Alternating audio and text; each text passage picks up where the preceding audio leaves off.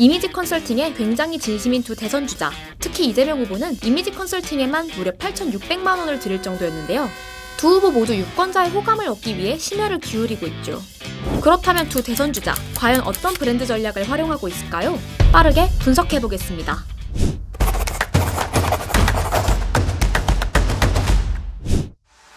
우선 외모 전략. 두 후보의 가장 두드러진 변화는 바로 헤어스타일입니다. 먼저 이재명 후보는 헤어 컬러의 변화를 주었습니다. 시장 시절 이 후보는 검은 머리로 강한 도전자의 이미지를 가지고 있었죠. 그러다 2020년 1월 이후에는 중후하고 안정감 있는 이미지를 위해 백발을 유지했습니다.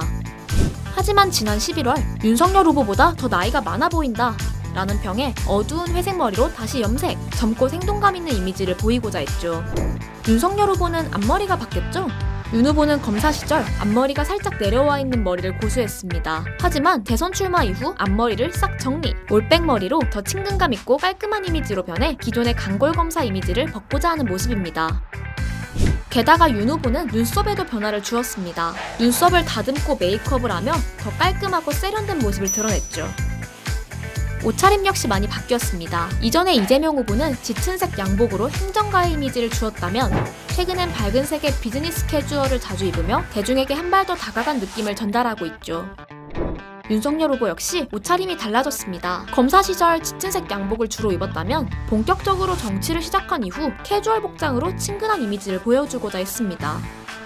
국민의힘 대선 후보로 확정된 이후에는 노타이에 니트를 입는 등 친근하면서도 깔끔한 스타일링으로 변화하였죠. 두 번째는 행동 전략. 후보들의 행동 변화 역시 눈에 띄었습니다. 이재명 후보는 시장 시절 싸움닭이라는 별명이 있었죠. 강한 추진력을 기반으로 다양한 사업을 추진하던 이 후보의 모습을 빗댄 별명이었습니다. 이를 타파하기 위해서인지 최근에는 감성적 행보를 강조하고 있습니다. 우선 애처가의 모습. 이 후보는 상대 후보를 의식한 듯 아내와의 다정한 모습을 보이면서 부부애를 강조했습니다. 아내와의 통화에서도 애처가의 면모를 보여주었습니다. 여보세요? 네, 접니다. 자기야. 네. 또한 최근 들어 많이 보이는 눈물, 다양한 곳에서 감정을 드러내며 인간적인 면모를 전달하고 있죠. 윤석열 후보 역시 검사 시절의 행보로 강한 이미지를 가지고 있었습니다. 사람에 충성하지 않기 때문에 제가 오늘도 이런 말씀을 드리는 겁니다. 윤 후보의 대표적 발언이죠. 이렇듯 강인한 이미지가 먼저 떠오르던 윤 후보. 이제는 친근한 이미지로 변화해가고 있습니다. 윤 후보가 친근감을 위해 밀고 있는 호칭, 성렬이형. 유튜브에서도 성렬이형 TV, 성렬이형네 밥집이라는 콘텐츠를 만들며 동네형 이미지를 강조하는 모습. 또한 최근 화제가 된 AI 윤석열. AI 윤석열입니다. 아쉽지만 프로그램의 한계입니다. 최근 트렌드를 활용해 대중에게 한 발 더 다가가고 있습니다.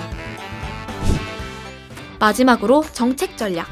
두 후보는 정책을 통해서도 자신만의 브랜드를 살려나갔습니다. 이재명 후보의 대표적 정책은 555 이제노믹스. 국력 세계 5위, 국민소득 5만 달러, 그리고 주가 5천의 시대를 이루겠다는 경제정책이죠. 대한민국 세계 5강을 이재명 신경제가 해내겠습니다. 반면 윤석열 후보는 공정, 정의를 수차례 강조했습니다. 디지털 플랫폼 정보를 내세우면서도 국민 모두에게 공정한 서비스를 약속했습니다. 국민 누구나 공정하고 정직한 서비스를 받게 하기 위한 것입니다. 또한 두 후보 모두 국민의 눈높이를 맞추려는 노력이 엿보이는데요. 생활 밀착형 정책을 앞다퉈 내놨습니다. 이재명 후보는 소확행 공약을, 윤석열 후보는 성렬씨의 심쿵 약속 및 59초 쇼츠 생활 공약을 제시했죠.